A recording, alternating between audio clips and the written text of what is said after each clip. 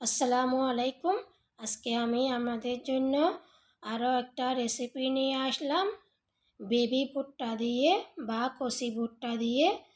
তো সব বানিয়ে দেখাবো আপনাদেরকে। ভালো লাগলে লাইক, শেয়ার, সাবস্ক্রাইব করে নেবেন নতুন রেসিপির জন্য। এটা ইফতারের জন্য আমি বানাইছি, তো আপনাদের জন্য এটা শেয়ার করতেছি।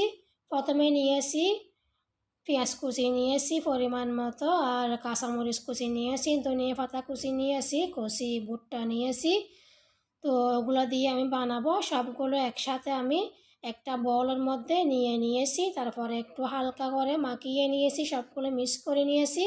1/4 চামচ লবণ দিয়েছি, 1/4 চামচ লাল মরিচের গুঁড়া দিয়েছি, 1/4 চামচ হলুদের গুঁড়া দিয়েছি, 1/4 চামচ জিরা গুঁড়া দিয়েছি।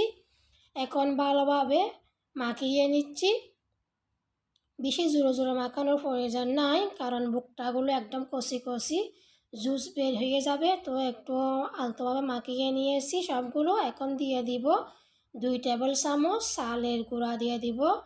2 টেবিল চামচ চালের গুঁড়া দিয়ে আবারও ভালোভাবে মিক্স করে নিব। এখানে কোনো পানি দেওয়ার প্রয়োজন নাই। কচি ভুট্টার মধ্যে পানি আছে, পেঁয়াজের মধ্যেও পানি আছে, তো ওগুলো দিয়ে হয়ে যাবে। 1 টেবিল চামচ দিচ্ছি লেবুর রসটা অবশ্যই দিতে হবে, লেবুর রসের স্বাদ বাড়ায়। তো আবারও মাখিয়ে নিচ্ছি।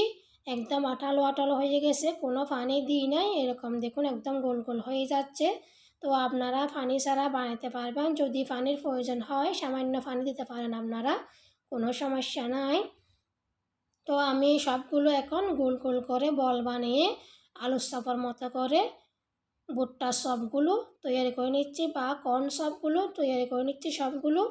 দেখুন কোনো ভাঙতেছে না, একদম গোল গোল হচ্ছে। তো আমি সবগুলো এভাবে বানিয়ে নিচ্ছি। আর এদিকে আমি চুলার মধ্যে তেল গরম করতে বসিয়ে দিয়েছি। প্রথমে একটা পেঁয়াজ দিয়ে দেখছি গরম হয়েছে কি না। তো তেল একদম গরম হয়ে গেছে, আঁচটা মিডিয়ামে রাখবেন। তো সবগুলো দেওয়া হয়ে গেছে, দুনো পাশে উল্টে পাল্টিয়ে ভেজে নিচ্ছি সবগুলো সব। তো এটা ইফতারের জন্য বানাতে পারবেন যে কোনো সময়, সকালে বা বিকালে, যে কোনো সময় এই চপটি বা পাকোড়াটি বানিয়ে আপনারা খাইতে পারবেন। শুধু রমজানে খাবেন তাই না, সবসময় বানিয়ে খাইতে পারবেন। তো আমি দুনো পাশে ভালোভাবে ভেজে উঠিয়ে নিচ্ছি। সম্পূর্ণ একদম ভাজা হয়ে গেছে, কালারটা খুবই সুন্দর আসছে। তো একটু মিডিয়াম আছে ভাজলে কালারটাও সুন্দর থাকে, আর ভিতরে কাঁচা থাকলে ওগুলো সম্পূর্ণ ভাজা হয়ে যাবে। আমি সবগুলো এখন উঠিয়ে নিচ্ছি। তারপরে আমি টমেটো সস দিয়ে ওগুলো খাবো।